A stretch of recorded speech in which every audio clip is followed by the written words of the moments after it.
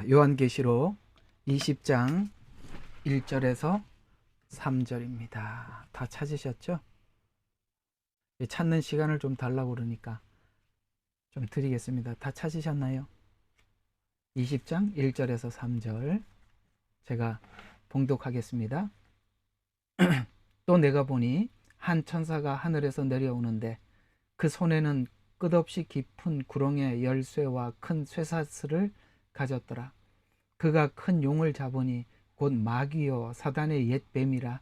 그를 천년 동안 묶어두니 그를 끝없이 깊은 구렁에 던져서 가두고 그 위에 봉인하여 천년이 찰 때까지 민족들을 다시는 미혹하지 못하게 하더라.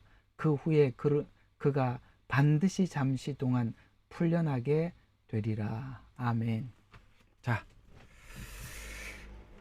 이제 굉장히 중요한 이야기입니다. 20장 여기 천년왕국 이야기가 들어가 있죠.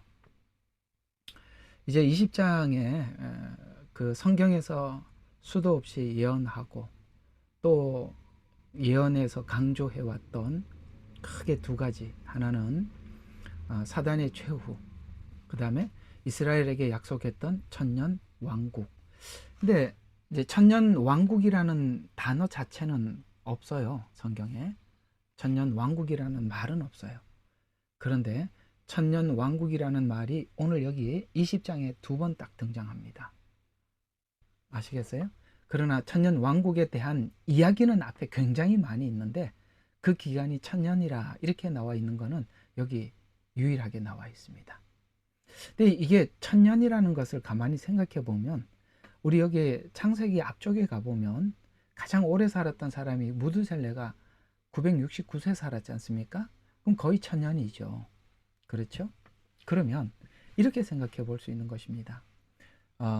이 요한계시록 20장 이야기와 창세기에 있었던 노아 홍수 이전에 거의 천년의 사람들이 생애를 살았던 그 생애가 그대로 다시 재현되는 거거든요. 이해가 가시죠? 그래서 이 천년이라는 것은 마치 그때를 연상케 하는 그런 이야기가 되겠습니다. 그래서 사실 이방 교회 안에서는 이 천년 왕국이 소실돼 버려, 상실돼 버렸어요. 이 천년 왕국에 대해서 상당히 가치 없는 것으로 이방 교회가 여기는 바람에 성경을 닫아버린 겁니다. 성경은 천국 복음 이렇게 표현하지 않고 원래 원어대로 하면은 왕국 복음이라고 그렇게 설명을 하고 있습니다.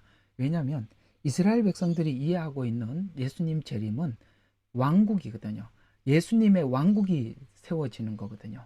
그래서 사실은 왕국 복음 이렇게 돼야 번역을 해야 정확한데 천국 복음 이렇게 썼습니다. 그래서 원래는 킹제임스에서는 왕국 복음이라고 되어 있습니다. 그러나 지금 우리가 읽고 있는 성경들은 다 천국 복음이라 이렇게 이야기가 되어 있거든요. 그래서 원래는 왕국 복음이라는 말이 원래 원어상 맞다고 그렇게 나와 있습니다. 자, 그래서 오늘은 이제 그 성경의 중요한 이야기, 천년 왕국 이야기, 부활에 관한 이야기, 그 다음에 사단의 뭡니까? 종말에 관한 이야기, 이런 부분들을 여러분들과 최고 마지막 우리가 기대하는 사단은 어떻게 될 것이고 예수 믿는 사람들은 어떻게 될 것이고 이제 20장이 이걸 정리를 다 하는 겁니다. 자, 여기는 정신 바짝 차리셔야 되겠죠.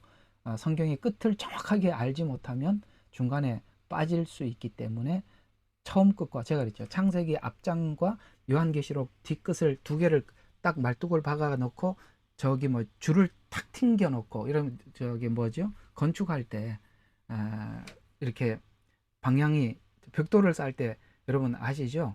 그 줄을 하나 처음과 끝을 딱 잡아놓고 거기다 벽돌을 중간중간에 쌓지 않습니까? 이 줄이 없이는 이걸 보고 다림줄이라고 하는 겁니다. 이 다림줄이 없으면 반드시 휘어지거나 딴 방향으로 갈 수밖에 없죠. 아무리 애를 써도 이 다림줄 없이는 불가능한 거거든요. 그런 차원에서 20장은 마지막 말뚝, 마지막 끝지점을 설명하는 부분이라서 굉장히 좀 중요한 부분이기도 합니다. 그래서 정신 차리고 함께 들어보면 좋겠습니다. 오늘 금방 읽었던 1절과 3절은 이제 천년 동안 이 용이 결박됩니다. 1000년 동안 결박됩니다. 그래서 분명히 1000년이라고 나와 있어요. 아시겠죠?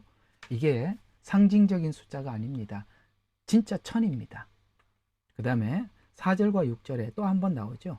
1000년이 차서 용이 나와서 다시 곡과 마곡의 전쟁을 일으키고 멸망하게 되는 이야기. 그 다음에 11절과 15절은 보좌 앞에서 심판받는 이야기. 그래서 이 20장이 15절밖에 되지 않지만 굉장히 중요한 자료를 우리에게 던져주고 있는 내용입니다. 자, 그러면 20장의 배경이 어떻게 되는지 그 앞에 16장부터 한번 살펴보도록 하죠. 연결이 되어 있어요. 이거 그림을 그릴 수 있어야 돼요. 여러분 아무리 어려워도 반드시 하셔야 됩니다.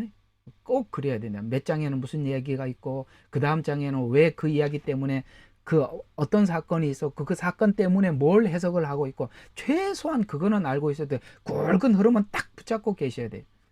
자, 그래서 16장은 전부 다 7대접 쏟아지는 이야기 16장에 다 나와 있습니다. 그러니까 16장은 그냥 대접 쏟는 이야기밖에 없어요. 그렇죠? 그 다음 17장과 18장에는 대접이 쏟아지는 것 때문에 무슨 일이 있었냐면 바벨론이 멸망했다는 이야기를 하는 겁니다. 그렇죠? 대접이 쏟아졌으니까 바벨론이 멸망한 거예요. 당연한 거예요. 그러니까 이쪽은 시간을 딱 잡아주는 거예요. 16장은 1, 2, 3, 4, 5, 6, 7대접 이렇게 하고 시간을 잡아주는 건다면 이 7대접 안에 무슨 일이 있었나, 그게 17장 18장에서는 바벨론이 멸망했다 이렇게 설명해 주었던 거고, 19장에서는 이 아마겟돈 전쟁이 끝나고, 그러니까 예수님께서 지상에 재림하시죠.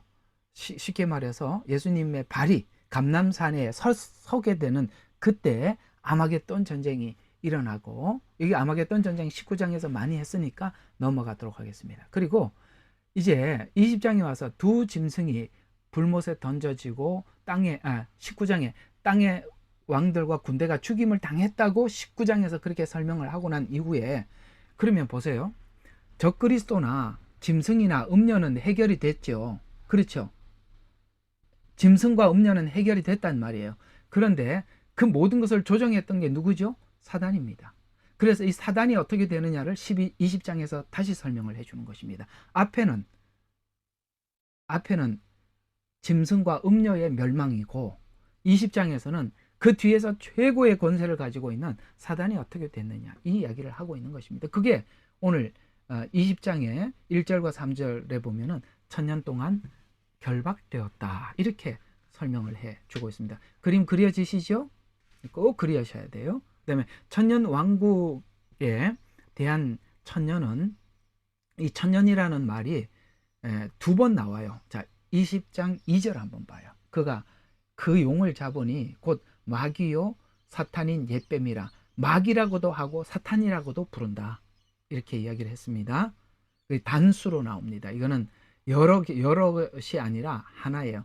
거짓 선지자들이라고 복수지만 이거는 단수예요. 하나입니다.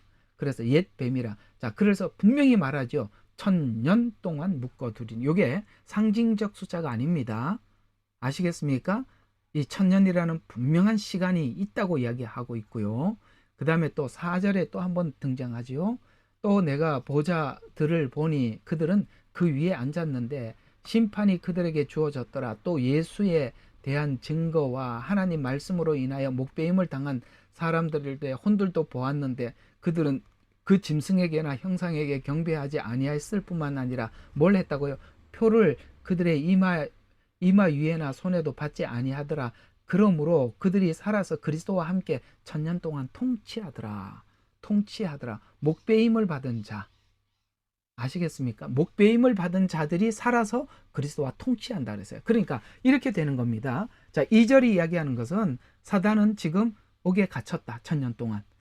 그래서 예수님은 이 세상을 1000년을 통치한다. 그래서 갇히고 한쪽은 하나님은, 예수님은 통치하고, 그래서 그 숫자가 분명히 1000년이라고 딱 나와 있습니다. 그래서 이 1000년이라는 말이 두 번 등장을 하는데, 그래서 우리는 이것을 1000년 왕국이라 이렇게 표현을 하는 것입니다. 1000년 왕국이라는 말 자체는 없어요. 그러나 이걸 봐서 정리를 한 겁니다. 1000년 왕국이다 이렇게 정리를 한 것입니다. 그러면 이 천년왕국은 구약에서는 천년왕국 시대에 대한 예언은 이스라엘과도 정말 수도 없이 그 약속을 했고, 이스라엘은 메시아가 오면 당연히 천년 동안 통치할 것을 지금도 기다리고 있습니다. 왜? 구약의 예언이 다 그 예언이니까요. 자, 그러면 천년을 상징으로 보면 안 되는 이유는 분명한 숫자로 표기했기 때문입니다. 아까 2절과 4절에서 말씀을 드렸죠. 천년을 마친 후에 어떤 일이 일어나느냐면 곡과 마곡의 전쟁. 이 전쟁도 알고 계셔야 돼요. 중간은 유브라데. 그 다음에 7년 끝은 아마겟돈. 천년 끝은 곡과 마곡. 이것조차도 못 외우시는 분들에게 복습을 너무 안 하셔서 그러는 거예요. 하셔야 돼요. 어디 뭔지도 모르고. 여러분들 이게 정리가 안 돼 있으면 누가 와서 무슨 말을 해도 여러분들도 마지막 때는 이 예언서 가지고 사람들 속이고 미혹하는 겁니다. 여러분들이 내가 꼭 한 번은 정리를 하셔야 된다는 거예요. 전쟁 이름조차도 못 외우면 정말 곤란합니다. 자, 그래서 근데 이제 천년 왕국이 왜 굳이 필요하냐, 이제 이 부분에 대해서 이제 이방인들이 많이 의문을 가져요. 자, 여러분 가만히 좀 한번 생각해 봅시다.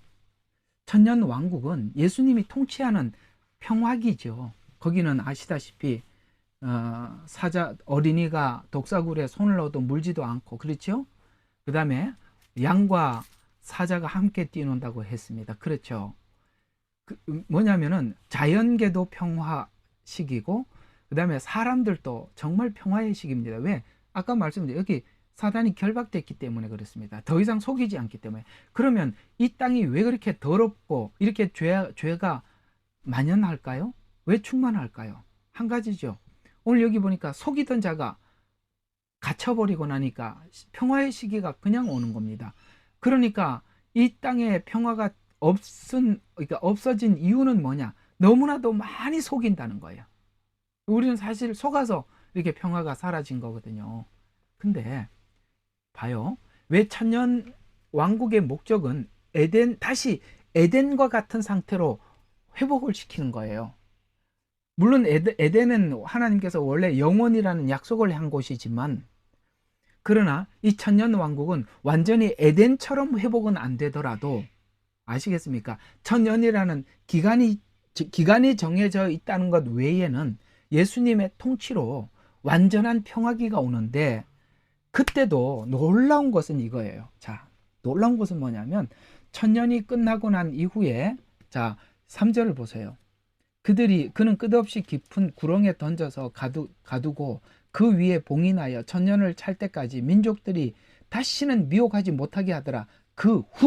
자, 그 무슨 일이 있죠? 그가 다시 반드시 잠깐 풀려나서 뭘 합니까? 7절에 보니까 천년이 끝나면 사단이 그 감옥에서 풀려나. 그러니까 3절에 있는 말씀이 7절로 바로 이어지는 거잖아요. 천년이 끝나니까 풀려났답니다.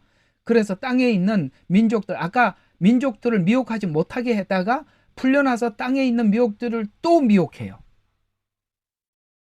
그래서 뭐 합니까? 그들을 함께 모아 전쟁을 일으키는데 그 수가 얼마나 많다고요?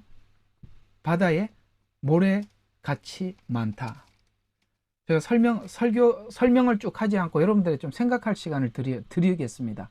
아니, 예수님의 그 온전한 통치를 보았고, 그 다음에 초막절로 올라와서 예수님의 말씀을 배웠고, 그렇죠? 예수님 안에서 정말 평화로운 통치를 받고 난 이후에 어떻게 이렇게 바다에 모래같이 많이 모여가지고 또 이 하나님의 성을 공격하려고 할까? 여러분, 이걸 보고 무슨 생각이 드세요? 여러분, 이런 생각이 1차적으로 그럴 수가 있나? 이런 생각이 들죠. 근데 성경은 그럴 수가 있대요. 도대체 이게 뭔 이야기죠? 이게 굉장히 신기한 이야기입니다. 이야기는 아주 간단합니다. 무슨 이야기냐면, 여러분, 죄는 어디서 찾아왔죠? 어디에서도 찾아왔습니까? 에덴에서도 찾아왔어요. 아무리 예수님께서 통치하고 완벽한 경험을 하더라도 인간의 마음속에 있는 죄성은 십자가 아니고는 해결이 안 되는 거예요. 그렇게 배우더라도 해결이 안 되는 거예요. 여러분, 그래서 우리 여기 있는 모두가 이렇게 결론을 내리도록 해요. 하나님, 내게 좀 더 좋은 환경을 주면 저는 하나님을 잘 믿을 것 같습니다. 그거는 불가능한 이야기라는 거예요. 그거는 다 우리 희망사항이에요. 좋은 환경이라야 예수를 잘 믿는다. 여러분, 천년 왕국에 들어가서 그 7년 동안 뒤집어지고 난리가 났고, 그렇죠. 그때 표를 받지 않고 육체로 들어가서 거기 자녀들을 낳고 그랬어요. 근데 이런 수는 있어요. 7년이라는 시간을 겪었던, 그 하나님의 은혜를 경험했던 그 사람들이야 그 기간을 살면서도 하나님 앞에 나중에 이 전쟁에 참여하지 않겠지만 후손들은 여전히 죄의 씨앗으로 또 생산이 되는 것입니다. 그래서 이 천년 왕국에 끝나고 난 뒤에 곡과 마곡의 전쟁을 통해서 우리가 이해할 수 있는 것은 뭐냐면, 인간의 죄성은 예수 그리스도의 십자가의 은혜를 만나지 않고는 결코 해결될 수 없다라는 것을 확인할 수 있는 것입니다. 여러분, 아멘이십니까? 너무 중요한 이야기 아닙니까? 나는 이 끝나고 난 뒤에 이 사람들이 도대체 이 은혜를 받고 어떻게 이럴 수가 있나라는 생각을 정말 깊게 해봤었습니다. 아, 그렇지. 죄는 에덴에서도 지었지. 십자가 없이는 우리 죄 문제가 결코 해결되지 않는구나. 은혜 없이는 절대 바뀌지 않는구나. 그걸 저는 알았습니다. 이 천년이라는 이 시간도 그런 거구나라는 것을 확인하게 되었던 것입니다. 그래서 인간이 좋은 조건일 때 믿음을 가질 수 있다는 상상을 깨버리죠. 2000년 왕국의 곡과 마곡의 전쟁에 바다 모래처럼 참여한 것을 보면서 우리는 알 수 있습니다. 천년이라는 가장 완벽한 환경을 허락하셨지만 다시 반역을 일으킴으로써 육체를 입은 인간의 죄성에 대해서 다시 한번 묻는 것입니다. 그렇다면 이 내용이 주는 의미가 무엇인가? 천국에는 예수님의 은혜를 알지 못하는 사람은 누구도 들어갈 수 없다는 겁니다. 누구도 구원받을 수도 없고 들어갈 자격이 없는 것입니다. 자, 그래서 저는 오늘 7년 전 휴거를 주장하는 분도 계시고, 제가 볼 때는 중간 휴거가 있어요. 그리고 후 3년 반의 이 대접 재앙에 저들이 끝까지 견뎌서 표를 받지 않고, 오늘 아까 말했잖아요. 표를 받지 않고 그런 사람들이 여기 들어갔지 않습니까? 그렇죠? 자, 4절에 그렇게 말했잖아요. 표를 그들의 이마 위에나 손에도 받지 아니하려. 그러므로 그들은 살아서 그리스도와 함께 천년을 통치한다. 이렇게 말씀을 하셨지 않습니까? 그렇죠? 그래서 저는 그렇게 보여져요. 결국은 이렇게 가더라고요. 환난 전 휴거나 환난 중간 휴거나 환난 후에 육체로 천년 왕국에 들어간 자라 할지라도, 자, 이렇게 결론을 저는 이렇게밖에 결론이 안 나더라고요. 예외 없이 누구나 십자가의 공로와 은혜를 믿는 믿음이 확증된 자들만 구원받는다라는 것을 유추할 수가 있어요. 천년이라는 기간을 통해서 또 한 번 기회를 하나님이 주시는데, 그들의 마음 또한 십자가 없이는 해결이 안 되는 거였습니다. 그래서 천국은 철저하게 누가 들어간다? 정말 그 십자가의 은혜를 아는 자들만이 들어가는 곳입니다. 그것이 전이든 중간이든 후든 거기에 너무 매몰하지 마시고 하나님께서 원하시는 그 부분입니다. 그래서 이걸 좀 정리하기 위해서 이게 도대체 이 이야기가 어디서 내가 좀 정리를 해야 되나 고민을 하다가 여기서 찾았습니다. 누가복음으로 가보겠습니다. 누가복음 3장입니다. 누가복음 3장 6절에서 17절, 좀 길지만 이 이야기를 정리하는 차원에서 이 말씀의 뜻을 우리 한번 새겨보도록 하겠습니다. 누가복음 3장 6절에서 17절까지입니다. 자, 제가 한번 읽어드리겠습니다. 모든 육체가 하나님의 구원을 보리라고 하는도다 하였더라. 그때 그가 자기에게 침례를 받으러 오는 무리에게 말하기를, 오 독사의 세대야, 누가 너희에게 다가오는 진노에서 피하라고 경고하더냐? 그러므로 너희는 회개에 합당한 열매를 맺어라. 침례를 받으러, 지금 심판이 가까웠다라고 얘기하니까 심판을 면하기 위해서 지금 침례를 받으러 왔어요. 바리새인들이. 그랬더니 침례요한이 뭐라고 외치냐면, 너희가 이 독사의 세대야, 누가 너희에게 다가오고 이 진노를 피하라고 경고하더냐? 침례를 받는다고 구원받더냐? 이해가 가시죠? 네가 종교적으로 틀림없이 산다고 구원을 받더냐? 그게 아니라 회개에 합당한 열매를 맺어라. 그리고 아브라함이 우리 조상이라고 너희 속으로 말하지 마라. 네가 아브라함의 조상이라고 그렇게 생각하지 마라. 너희 속으로 말하지 말라. 나는 내가 너희에게 말하노니 하나님께서 이 돌들로도 아브라함의 자손이 되게 하실 수 있느니라. 자, 9절부터 눈여겨봐요. 예수님이 오심은 이런 거랍니다. 지금 예수님이 오신 것을 침례요한이 외치고 있잖아요. 그래서 예수님 오신 것은 마치 이거와 같다. 도끼가 이미 나무 뿌리에 놓여져 있으니, 아시겠어요? 도끼가 나무 뿌리에 놓여져 있어요. 왜요? 나무 뿌리를 자르려고. 그러므로 좋은 열매 맺지 못하는 나무마다 찍혀 불 속에 던져지리라고 하더라. 아멘. 뭡니까? 구약의 율법을 통해서 하나님 말씀 지키겠다고 애를 썼는데 이들이 열매를 맺지 못했잖아요. 그렇죠. 이 열매 맺지 못한 이야기는 예수님께서 여기서 어디서 어떻게 설명을 했냐면, 길을 지나가시다가 시장하셔서 무화과 나무에 가서 열매를 구했더니 무화과 나무 열매에 뭐가 없어요. 무화과 나무에 열매가 없고 잎만 무성한 거예요. 그래서 그 무화과 나무를 저주했죠. 이게 바로 이스라엘의 예언을 거기다 담고 있는 것입니다. 무화과 나무는 이스라엘의 국화예요. 하나님께서 이스라엘을 선택했습니다. 이스라엘에게 열매를 맺기를 바랬었습니다. 그러나 이스라엘은 열매를 맺지 못했었어요. 그런데 잎사귀만 무성했습니다. 하나님이 원하는 것은 잎사귀가 아니라, 형식이 아니라, 외형이 아니라, 종교성이 아니라 뭐였지요? 열매였습니다. 근데 열매가 없으니까 저주를 했어요. 그런데 이 저주 받았던 이 무화과 열매가 언제 열매를 맺습니까? 종말의 마지막 7년에 다시 열매를 맺는 것입니다. 그래서 그 얘기가 그렇게 연결이 되는 거예요. 그래서 좋은 열매 맺지 못하는 나무마다 찍혀 불 속에 던져지리라. 무리가 그에게 물어 말하기를, 그러면 우리가 어떻게 해야 하리까? 라고 물었어요.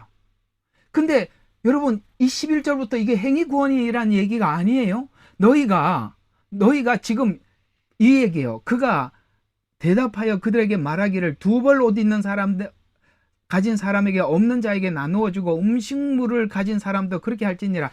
이걸 사람들이 이렇게 해야 구원을 받는다고 굳이 하러 돌아다니는 이 바보 같은 사람들이 있어요.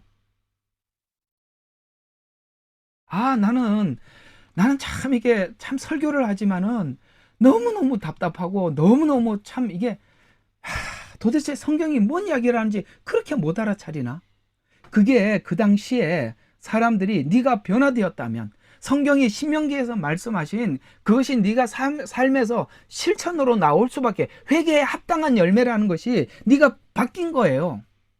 두 벌 옷을 가진 사람들은 그 뭐예요? 없는 사람들에게 나누어 주고 음식물을 가진 사람들 그렇게 하라. 세리들도 그게 와서 침례를 받으러 와서 말하기를, 선생님, 우리는 어떻게 해야 됩니까? 세리들이 물었어요. 그 세리들은 지금까지 뭘 했죠? 세금을 로마에다 갖다 바쳐야 된다고 없는 세금 더 붙여가지고 일부는 로마에 갖다 바치지만 일부는 자기들이 다 착복을 했단 말이에요. 그래서 그 당시에 이 세리들은요, 이렇게 죄를 짓는 것에 대해서 무디었어요. 내가 세리인데 그 정도 착복하는 것쯤이야 무슨 문제가 있겠나, 이런 생각을 했단 말이에요. 여러분, 회개에 합당한 열매를 맺었더라면 세리들은 정한 세 외에는 더 이상 받지 않았겠지요. 만약에 정한 세만 받는다면 그는 회개의 열매를 맺은 겁니다. 지금 행위를 이야기하는 것이 아니라 너희가 지금 행위가 아직 열매를 맺은 게 아니지 않느냐. 세리라면 이렇게 했을 것인데 너희들이 지금까지 여기 있는 세리들 중에 누구 하나도 로마에서 정한 세만 받은 사람이 없었단 말이에요. 그래서 뭐라고 하지요? 너희가 정한 것 외에는 거두지 말라. 또 군인들, 그 병사들에게 그와 같이 그에게 물어 말하기를, 그러면 우리는 어떻게 해야 하리까? 각자 직업에 따라서 질문을 했어요. 그러면 어떻게 해야 하리까? 라고 하니 그가 그들에게 말하기를, 아무도 억압하지 말고 거짓되이 고소하지 말고 너희 급료로 만족해라. 왜? 그들이, 이 군인들은 그 당시에 경찰들이 했던 일과 같은 일을 해왔기 때문에, 쉽게 말해서 사람들에게 많이 착복을 했단 말이에요. 우리가 자주 쓰는 언어로 표현하자면 삥을 많이 뜯었다 이 말이에요. 그 말도 제가 알고 있습니다. 목사는 그런 말도 알고 있어야 돼요. 삥을 많이 뜯었어요. 그 얘기예요. 그러니까 여러분, 경찰들이 무리하게 어떤 죄를 뒤집어 씌워서 일정 부분을 돈을 받고 봐주고 그런 걸 했단 말이에요. 회개에 합당한 열매가 실제 삶에서 나와야 되는데, 너희들이 종교적으로는 하나님을 섬기네 하면서도 삶에서는 세리들도 병사들도 일반 사람들도 여기에 가난한 사람들을 돌봐주지도 않고 여전히 그렇게 살면서 너희가 지금 하나님 앞에 돌아왔다고 생각하느냐? 돌들로도 아브라함은 하나님께서 돌들로도 아브라함의 후손을 할 수가 있는데, 너희들이 변화되지 않는 거, 그것이 과연 너희들이 복음을 받았고 회개에 합당한 열매를 맺었는 거 맞느냐라고 질문을 하는 것입니다. 그런 질문을 한번 여러분 개개인에게 한번 해보세요. 여러분, 하나님께서 요구하는 것들이 우리 각자에게 있지요? 있어요, 없어요? 너 이거를 좀 고쳐야 된다. 너 이건 문제지 않냐? 라고 이렇게 하는 것들이 여러분께 바뀌어진 게, 그걸 지금 주님은 각 사람에게 질문하는 거예요. 행위가 이야기 아니라 회개에 합당한 열매가 맺어진 게 있는지 돌아보라, 이런 뜻의 이야기하는 거지. 지금 당장 가서 옷 나눠줘라, 그 다음에 뭐 세금 더 거둔 거 가서 나눠줘라, 이런 얘기가 아니라는 거예요. 아시겠습니까? 예, 물론 그걸 또 오해해서 듣지 말고, 안 바뀌었잖냐, 열매가 없잖냐, 이 질문을 하고 있는 거예요. 그러면서 자 15절 보세요. 백성이 기대하고 있었고 모든 사람이 그들 마음속에 요한에 관하여 그가 그리스도인가 아닌가 생각하니, 요한이 모든 사람에게 대답하여 말하기를, 나는 정녕 너희에게 물로 침례를 주었지만 나보다 능력이 많으신 분이 오시나니 나는 그분의 신발끈을 푸는 것도 감당할 수 없느니라. 그분은, 자 보세요, 도끼가 그 위에 놓여져 있다 그랬죠. 도끼를 찍어 가지고 나무를 어떻게 합니까? 불에 던지잖아요. 그래서 그 다음에 한번 봐요. 자, 도끼를 가지고 나무 뿌리를 잘라서 도끼를 불에 던져요. 그래서 16절에 잘 봐요. 그분은 너희에게 성령 또는 불로 침례를 주시니라 라는 이 불은 뭘까요? 아까 자른 나무를 태우는 불을 이야기하는 것입니다. 이게 불 받아라, 불 받아라, 성령 받아라, 불 받아라, 이 말이 아니잖아요. 앞에 지금 나무를 잘라가지고 불에다 던진단 말이야.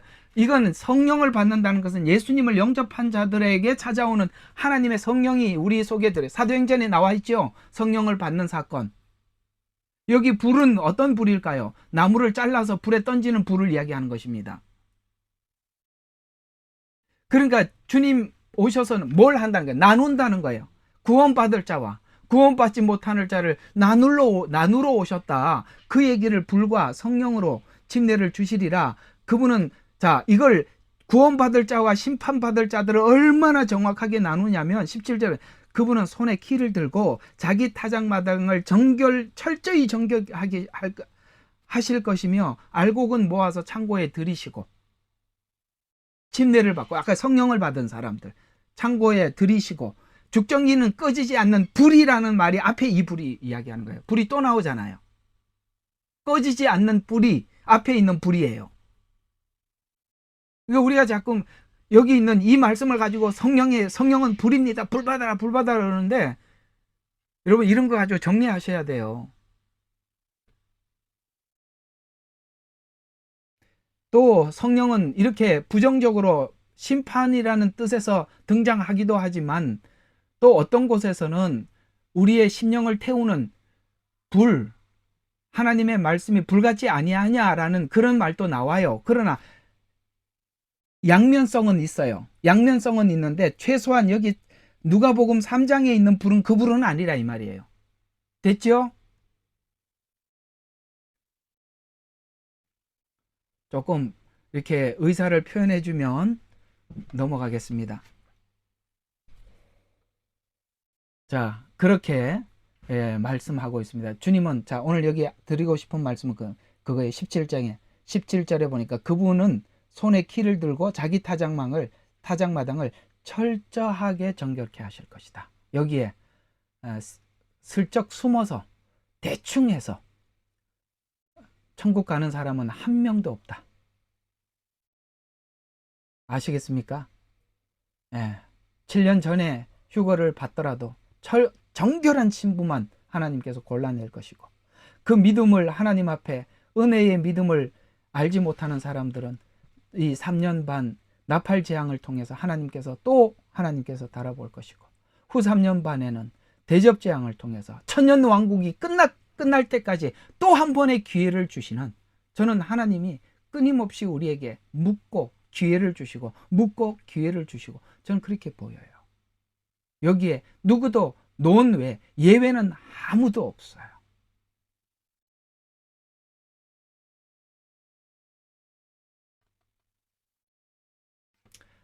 자, 그래서 오늘 1절과 3절까지는 이제 정리를 한번 해보겠습니다. 자, 1절과 3절을 보면 천년간 결박된 용입니다. 자, 무적행의 열쇠와 큰 쇠사슬을 가진 천사가 용을 가둔 후에 만국은 더 이상 미혹되지 않습니다. 우리 성경을 한번 다시 보지요.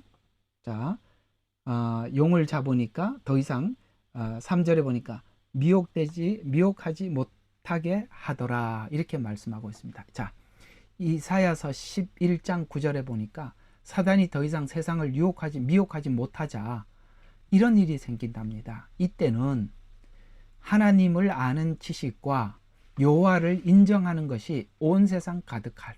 아멘. 여러분 이 찬양 여러분 아시죠? 온 세상 가득하리라, 물이 바다 덮음같이, 물의 바다가 덮음같이, 그 찬양이에요. 그게 지금 그런 일이 일어나는 게 아니라 천년 왕국 때는 예수님이 직접 통치하셔서 하나님을 아는 지식이 온 세상에 충만하대요. 장막절이 되면 예루살렘에 올라가서 주의 말씀을 배우는 거예요. 그래서 미가서에 보면은 주의 말씀은 예루살렘에서, 율법은 시온에서 나오고, 그렇게 나오는 겁니다.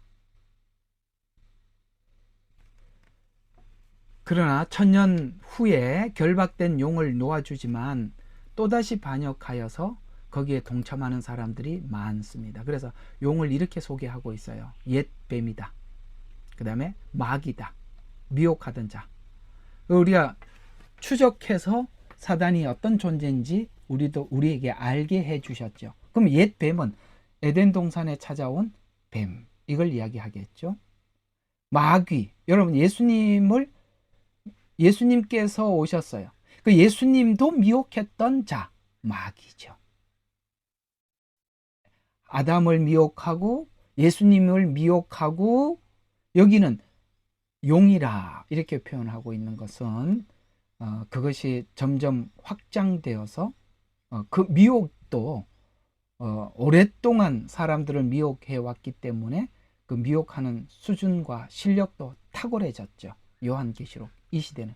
그래서 우리가 살아가고 있는 이 마지막 때는 하나님께서 이 66권이라는 완벽한 성경책을 우리가 이 손에 이렇게 쥐고 보고 있고, 특히 요한계시록의 말씀을 듣고 먹고 소화시킬 만큼 우리에게 이 성경의 도움을 충분히 받을 수 있다는 장점도 있지만, 반면에 이 성경을 잘못 오해를 하면 이 사단에게 모든 것을 잃어버릴 수도 있다는 것도 함께 있는 것입니다.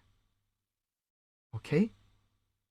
그러니 우리가 이 마지막 때 미혹을 당하지 않기 위해서는 철저하게 성경에 기록한 내용이 무엇을 뜻하는지, 어떤 방향을 지향하고 있는지, 구원의 목적이 무엇인지에 대해서 하자없이 정확히 이해를 하고 있어야 한다라는 것을 말씀을 드릴 수가 있는 것입니다.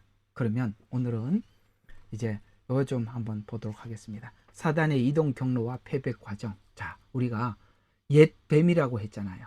그 에덴 동산에서부터 시작해서 오늘 여기 요한계시록 가두어지기, 1000년 동안 가두어지기 전까지 이 사단의 활동 내력, 과거의 이력서를 한번 들여다보자 이 말입니다. 이력서를 한번 볼까요?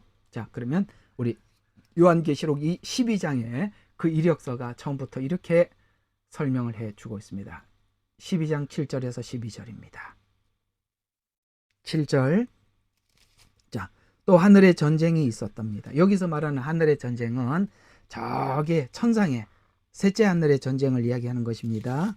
미가엘과 그의 천사들이 용을 대항하여 싸우고 용과 그의 천사들도 싸우나 그들이 이기지 못하여, 여기 말하는 그는 바로 이 사단을 이야기하는 것입니다. 용. 그래서 이기지 못하여 하늘에서 더 이상 있을 곳을 찾지 못하더라. 아시겠습니까? 사단이 더 이상 하나님 보좌에 거기서 있을 수가 없어서 찾지 못해서 9절에 보니까 그리하여 그 큰 용이 쫓겨나니, 자, 이름을 딱 정확하게 아까 지금 20장에 나온 이름하고 똑같죠. 마귀라고도 하고 사단이라고 하는 옛뱀. 아까 여기 나온 말하고 똑같은 용어를 쓰고 있죠. 옛뱀, 곧 온 세상을 미혹하던 자라. 그가 땅으로 쫓겨났고 그 천사들도 그와 함께 쫓겨나더라. 자, 순서가 어떻게 돼 있다고요? 자, 순서가 어떻게 됐다고요? 천상의 셋째 하늘에서 싸움이 벌어졌어. 반역이 일어났어요. 그래서 그가 더 이상 거기 있을 곳을 찾지 못해서 어떻게 했습니까? 하늘에서 쫓겨 내려왔습니다. 그래서 공중에 권세를 잡고 있었어요. 그러다가 후 3년 반 들어가면서 지상으로 내려옵니다. 그래서 이 땅이 완전히 엉망이 돼버리는 거예요. 그렇게 됐다고 그 사단의 이동 경로를 지금 설명해 주고 있는 거예요. 그러면서 10절에 보니까 또 내가 들으니 한 큰 음성이 하늘에게서 말하기를 이제 구원과 능력과 우리 하나님의 나라와 그의 그리스도의 권세가 임하는도다. 이는 우리 형제들을 우리 하나님 앞에서 밤낮 고소하던 그 고소자가 쫓겨나게. 고소자. 왜? 무슨 말일까요? 사단이 직접 벌할 수가 없었어요. 하나님은 이렇게 말씀으로 이렇게 말씀하셨지 않습니까? 그런데 저 사람은 저러 해서 하나님의 말씀에 이러이러한 죄를 지었습니다. 그러니 하나님의 말씀대로 저 사람을 하나님께서 심판하셔야 됩니다라고 하나님께 계속 고소하던 자라 이 말이에요. 자, 그러면 고소하던 자라라고 말을 했으니까 아담과 하와를 하나님께 어떻게 고소했을 것 같아요? 상상 좀 해봐요. 아담과 하와를 어떻게 고소했겠어요? 하나님 말씀하셨지 않습니까? 이걸 먹는 날에는 죽으리라 라고 말씀하셨는데 제가 먹었습니다. 그러니 하나님 죽어야 되지 않겠습니까? 죽이십시오. 이렇게 고소하지 않았겠어요? 근데 하나님은 사단의 고소에 어떻게 하지요? 그대로 응하지요. 왜 응했지요? 하나님은 말씀대로 실행하시는 분이기 때문에 그렇습니다.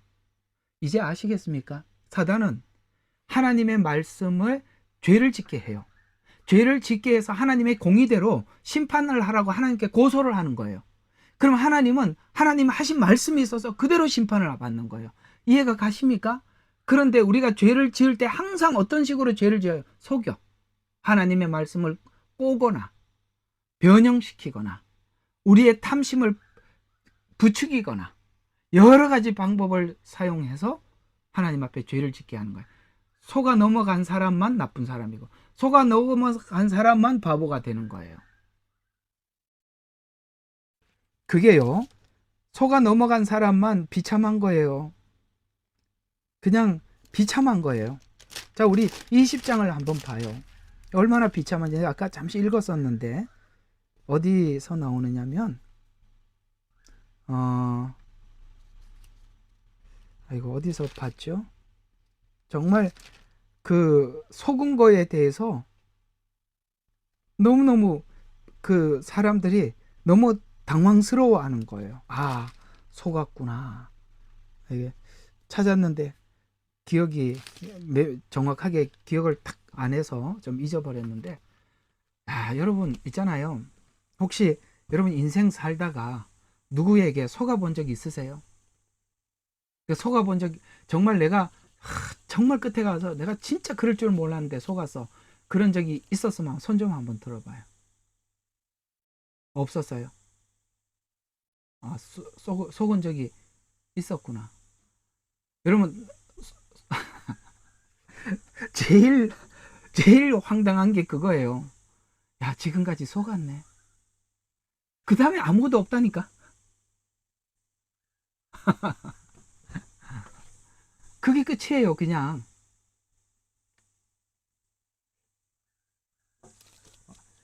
나는 이게 참 성경을 보면서 이게 우리에게는 영생이 달린 문제고 생명이 왔다 갔다 하는 문제잖아요. 그래서 이렇게 그걸 분별하지 못하고 하나님 앞에 심판받는 사람들이 얼마나 억울할까. 그걸 연구하다가 끝에 가서 속았다라고 황당하게 쳐다보는 걸로 끝이 나더라고. 야, 그것처럼 황당한 게 없는 거예요. 지옥에 딱 왔어요. 예수 믿는다고 열심히 믿었는데 지옥에 왔어요. 그래서 제가 왜 여기 왔죠? 이렇게 하나님 앞에 물으면 하나님이 속았다. 여러분, 그러면 하나님이 속인 놈이 나쁘죠. 저는 선량하고 저는 저기 그렇지 않습니다. 라고 자기 변명 아무리 해봐야 아무도 구제받을 자가 없어요. 사실 야고보서에 보면 하나님은 아무도 시험치 않는데요. 그 읽어보신 적 있으세요? 하나님은 아무도 시험치 아니하느니라. 우리 한번 찾아봐요. 그거 한번 정리하면, 속는 거는요, 누가 속아서 속는 게 아니라 하나님은 우리를 시험하지 않았어요. 그거 꼭 찾아봐야 돼요. 오늘 한번 누가 찾았으면 빨리 좀 어디 있다고 얘기 좀 해주세요. 자, 1장 13절이네요. 맞죠? 예, 야고보서 1장 13절. 자, 보세요. 누구든지 시험 받을 때에 나는 하나님께서 시험을 받는다라고 말하지 말라요. 하나님은 우리를 시험하지 않으니까. 그러면 시험은 왜 받느냐면 하나님께서는 악으로 시험을 당하시지도 아니하고 또 그분 자신이 아무도 시험지 않는데요.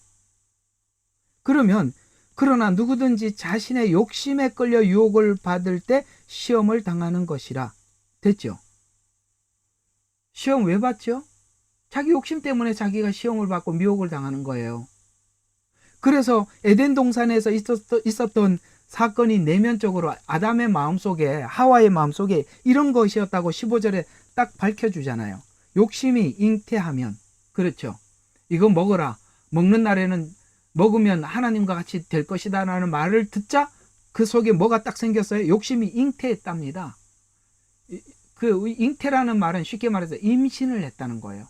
여러분, 임신을 하면 언젠가는 그 안에 생명이 들어갔으니까 출생하겠죠. 그래서 욕심이 잉태해서 죄를 낳았어요. 그렇죠. 잉태했으니까 낳겠죠. 그 다음에 죄는 또 뭐 하죠? 장성하면 사망을 낳느니라. 에덴에 있었던 선악과 사건이 이런 과정이라고 설명해 주고 있는 거예요. 하나님은 우리를 시험하지 않았어요. 하나님은 우리를 미혹하지도 않았습니다. 왜요? 미혹을 당했죠? 우리가 욕심 때문에 우리가 미혹을 당하고 죄를 지었던 것이라고 성경은 그렇게 말씀하고 있어요. 주님도 마지막 때 제가 몰라서 시험을 당했습니다 라고 말을 한다면 오늘 이 야고보서 이 말씀을 그대로 하실 거예요.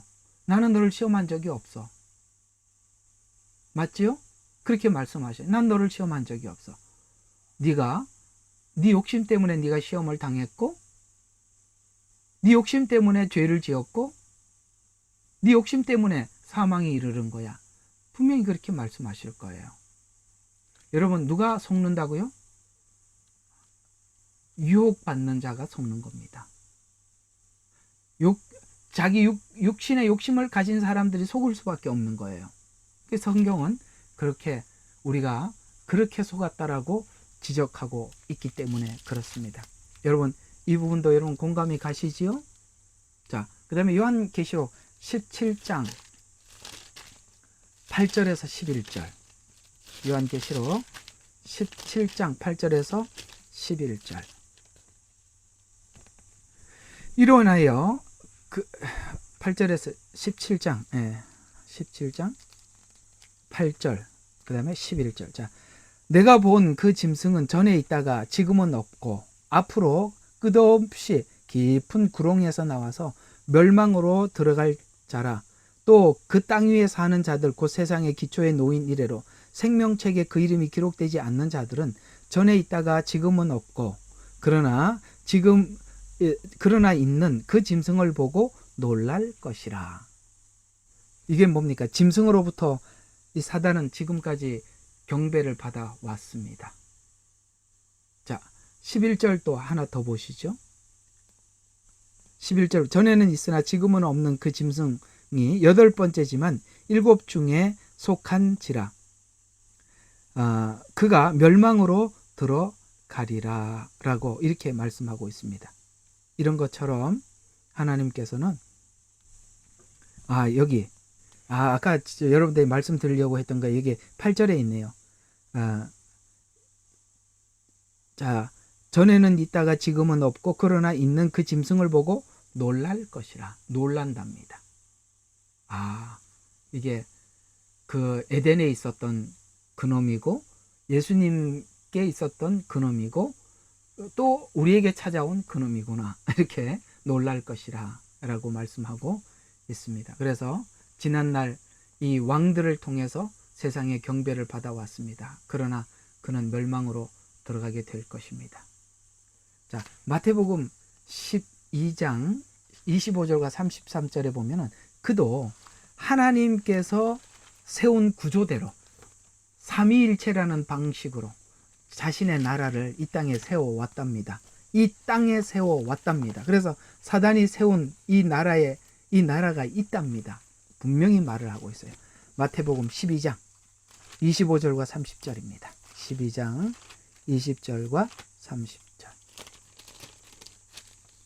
12장 25절. 자, 그러나 예수께서 그들의 생각을 아시고 그들에게 말씀하시 어떤 왕국이든지 서로 갈라지면 패망하는 것이요 또 어떤 성읍이나 가정도 갈라지면 서지 못하느니라. 갈라지면 그 왕국이 세워지지 못하지요. 그러므로 사단이 사단을 쫓아내면 그 자체가 갈라지는 것이니 그러면 어떻게 그의 왕국이 서겠느냐. 그러므로 내가 바알세부를 힘입어 마귀를 쫓아냈다면 너희 자식들은 누구를 힘입어 그들을 쫓아내느냐. 그러므로 그들이 너희의 재판관이 되리라. 여러분, 마귀가 마귀를 쫓아내면 그 나라가 서지 못하잖아요. 그들은 서로가 이런 게 있어요. 마귀가 이런 게 있습니다. 그 귀신 들린 사람이 무당이 귀신 들린 사람이 왔을 때 귀신 들린 사람을 쫓아냈어요. 그러면 예수 이름으로 쫓아낸 것과 그 무당이 귀신 들린 자가 귀신을 쫓아낸 것은 무슨 차이냐면은 필요에 따라서 마귀는 그 사람에게 더 강하게 역사하기 위해서 나가기도 하고 들어오기도 하고. 아시겠어요? 그래서 잠시 나가준 거고 또 다시 들어올 거예요. 또 그럼 예수님 이름으로 사단이 나가면 어떻게 되는 것이겠습니까? 예수님 이름으로 나가면 다시는 못 들어오는 게 아니라 예수님의 이름으로 나가면 우리는 빈집이 되는 거예요. 진짜 나간 거거든요. 그럼 그 다음에 어떻게 해야 되죠? 빨리 하나님의 말씀으로 채우셔야 되는 거예요. 빨리 성령님으로 하나님의 말씀으로 채우지 않으면 깨끗하니까 누군가가 살 집이 되어 있잖아요. 그래서 나가서 돌아다니다가 깨끗하게 소재되고 수리되었으니까 더 많은 귀신들을 데리고 들어오는 거예요. 이런 관계를 아셔야 되는 거예요. 귀신을 쫓아내는 축사사역을 하시는 분들 중에 특별히 이 분별은 굉장히 중요하게 있어야 되는 것입니다. 사단이 부탁해서 나간 건지 정말 예수님 이름으로 나간 건지 예수님 이름으로 나가는 것을 아는 사람은 빨리 예수 그리스도 안에 있는 성령님을 모셔드려서 빨리 하나님의 말씀으로 채워야 된다는 것을 하나님의 이름으로 사역하는 사람 너무나도 잘 알아요. 쫓아내는 것도 중요하지만 빨리 채워주지 않으면 큰일 나는 거죠. 이해가 가시죠? 네. 그렇게 나름 사단도 자기들의 왕국을 세우더라. 28절. 그러나 내가 하나님의 영을 힘입어 마귀를 쫓아내면 그때는 하나님 나라가 너희에게 임한 것이라. 사람이 먼저 강한 자를 결박하지 않고 어떻게 강한 자의 집에 들어가 물건을 약탈할 수 있겠느냐. 묶은 후에야 그 집을 약탈할 수 있느니라. 그래서 사단에게 사로잡힌 자들은 그것을 물리치고 어떻게 합니까? 주인을 바꿔줘야 되는 거죠. 나와 함께 하지 않는 자는 나를 반대하는 자요, 또 나와 함께 모이지 않는 자는 흩트는 자니라. 이게 그 얘기는 좀 더 들어가면 좀 복잡할 것 같고, 어쨌든 이런 기본적인 이야기가 오늘 얘기 핵심이 뭐냐면 사단도 사단의 나라를 나름 구축하고 있더라. 근데 그게 너무나도 하나님께서 하나님 나라를 이 땅에 구축한 것과 너무나도 흡사해서 성부, 성자, 성령처럼 사단, 그 다음에 그 앞에 적그리스도를 앞에 세우고, 적그리스도는 누구를? 거짓 선자들을 앞장 세워서 성부, 성자, 성령의 사역처럼 그렇게 하고, 종말에도 보면 하나님께서 이 마지막 때 전쟁을 일으키잖아요. 그렇죠? 전쟁을 일으키지 않습니까? 그래서 사단도 전쟁을 같이 덩달아 일으키는 거예요. 이게 다 모방이에요. 사단은 하나님이 전쟁을 하면 자기도 전쟁으로 대항하고, 그 구조 자체도 삼위일체 구조와 비슷하게 그렇게 왕국을 세워가더라. 또 사단이 하늘에서 번개처럼 떨어지더라. 그걸 봤대요. 누가복음 10장 17, 18절. 누가복음 10장 17, 18절. 자, 그 70명이 기쁨으로 돌아와서 말하기를, 주여, 주의 이름을 대면 마귀들까지도 우리에게 복종하더이다 라고 하니라. 주께서 그들에게 말씀하시기를, 사단이 하늘에서 번개처럼 떨어지는 것을 내가 보았노라. 보라, 내가 너희에게 뱀과 전갈을 밟으며 원수의 모든 권세를 제할 권세를 주노니 아무것도 너희를 결코 해하지 못할 것이라. 그러나 영들이 너희에게 복종하는 것으로 기뻐하지 말고 오히려 너희 이름이 하늘에 기록된 것으로 기뻐하라고 하더라. 아멘. 뭘 기뻐해라? 사단이 우리 예수 이름으로 내가 기도했더니 사단이 나가더라. 이런 거 그거 말고 바로 네 이름이 하나님 이름에 기록된 것으로 기뻐해라. 여러분, 그게 참 중요한 이야기라는 걸 아셔야 합니다. 사람들은 내가 예수 이름으로 기도했더니 악한 영들이 떠나가더라. 그러므로 나도 하나님의 영이 있다. 이렇게 공식을 세우지는 마라. 주의 이름으로 귀신을 쫓아내고 병든 자를 고쳐도 그는 아무도 구원과 관련이 없는 사람도 있더라. 그러면 왜 주의 이름으로 했는데, 그러면 주의 이름으로 그 사람이 그걸 했고 그 받은 사람은 주의 이름으로 받은 것으로 생각하고 있을 거 아니에요. 맞죠? 그가 주의 이름으로 했잖아요. 근데 받은 사람도 주의 이름으로 받았다고 생각하잖아요. 그러면은 이 사람은 하나님의 영에 사로잡히지도 않고 주의 이름으로 했으면은 이게 사단이 그걸 한 것이 아닌가? 그렇지는 않아요. 주의 이름으로 했는데 그가 주의 이름으로 받았다고 여겨지는, 그러니까 한 사람과 받은 사람은 또 서로가 달라요. 아이고, 나중에 이거 은사론 할 때 한 번 더 짚어 가도록 합시다. 자, 또 한번 봅시다. 요한복음 12장 28절에서 33절. 자, 이거 이제 그냥 설명을 하겠습니다만, 여러분, 요한복음 12장에 보면 예수님께서 예루살렘 성에 입성하는 사건을 말씀하고 있는데, 이것도 한번 봐야 될 필요가 있습니다. 이 예수님의 예루살렘 입성은 사단의 패배를 선언하는 것입니다.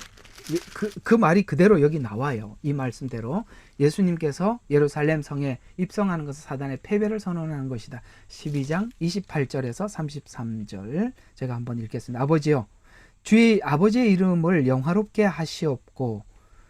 하옵소서라고 하니 그때 하늘에서 음성이 나기를 내가 그 이름을 영화롭게 하였고. 자, 과거형이죠.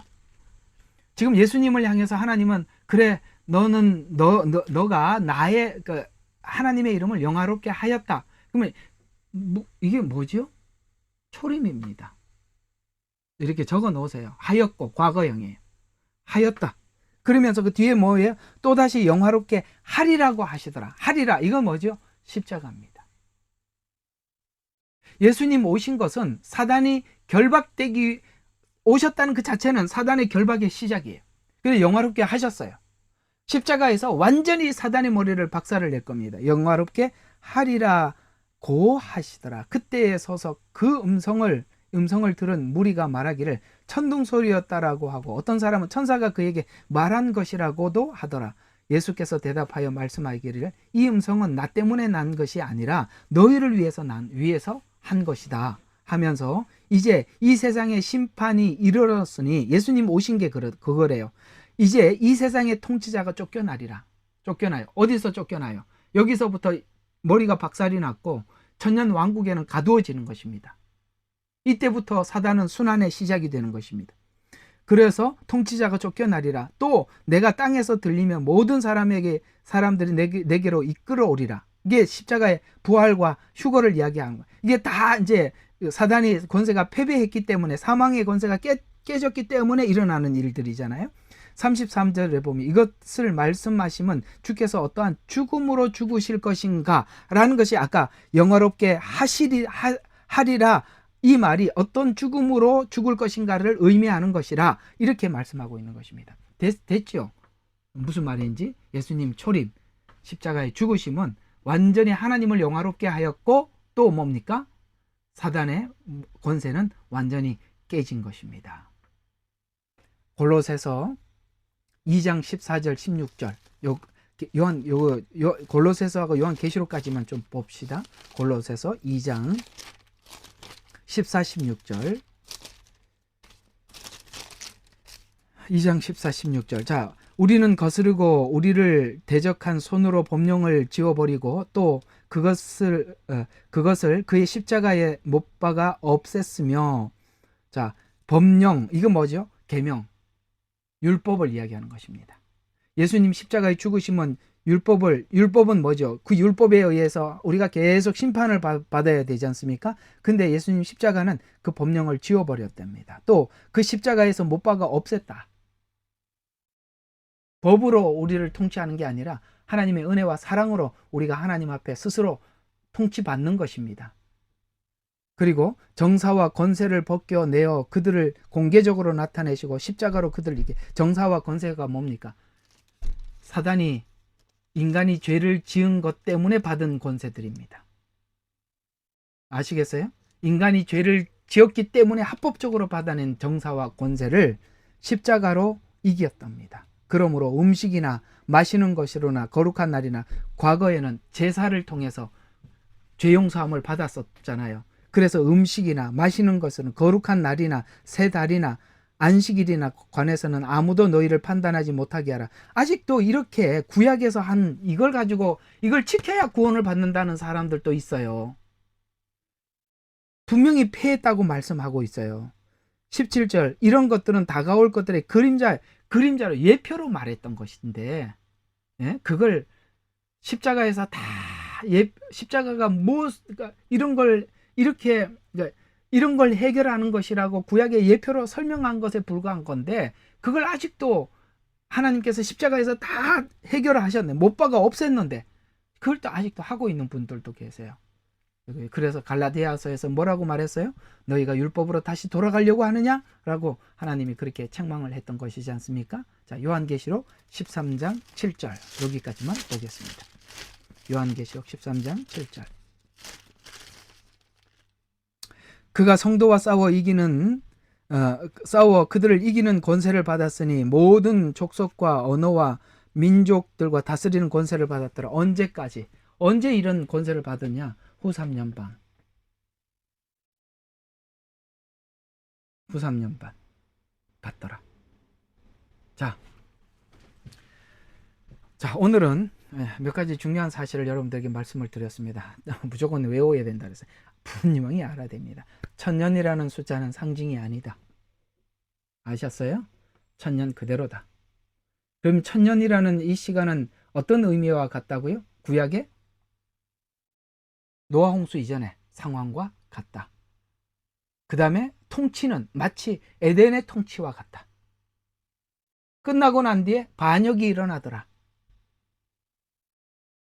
그것이 주는 의미가 굉장히 진지했죠. 하나님은 그런 완전한 통치, 완전한 은혜를, 완전한 가르침을 줘도 인간이 십자가 아니고는 안 바뀌더라.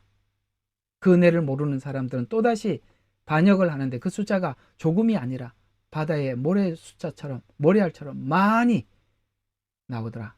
거기서 우리의 상상을 하나 깨지요. 하나님, 조건이 좋으면 저 잘 믿는데 조건이 나빠서 안 됩니다. 그거 아니다. 조건이 나빠서 훨씬 예수 믿기 좋다. 이렇게 할 수가 있고, 오늘 이제 또 하나는 사단의 이동 경로. 저 셋째 하늘에서 전쟁이 일어났어요. 반역이 일어났어요. 미가엘과 싸웠어요. 그곳에 있을 수가 없어서 중간에 공중에, 지금 공중에 권세를 잡고 다스리고 있습니다. 그러나 후 3년 반에는 지상으로 내려와서 이제 남은 자들과 전쟁을 일으킵니다. 후 3년 반에 그렇게. 그리고 예수님께서 이제 7년이 끝나고 감람산에 그 발이 재림할 때 모적행으로 예수님과 같이 공존할 수가 없어요, 이 땅에. 그러니까 다시 또 지하로 또 내려가는 거예요. 천년이 끝나고 다시 올라와서 반역을 일으키다가 곡과 마곡의 전쟁을 최후의 전쟁으로 영원한 불못에 들어가는 것으로 하나님의 성경의 역사는 끝이다. 이렇게 성경은 설명하고 있는 셈입니다. 이 그림 머릿속에 아주 생생하게 그리고 계셔야 하는 것입니다. 아셨죠? 그래서 누가 여러분들에게 야, 천년 왕국 그 상징이야. 무슨 천년이야. 지금이 바로 천년 왕국 시대야. 무천년이야. 7년이 어디 있어. 그런 얘기 절대 속지 마시기 바랍니다. 자, 기도하고 마치겠습니다. 오늘 그냥 기도하고 마칠게요.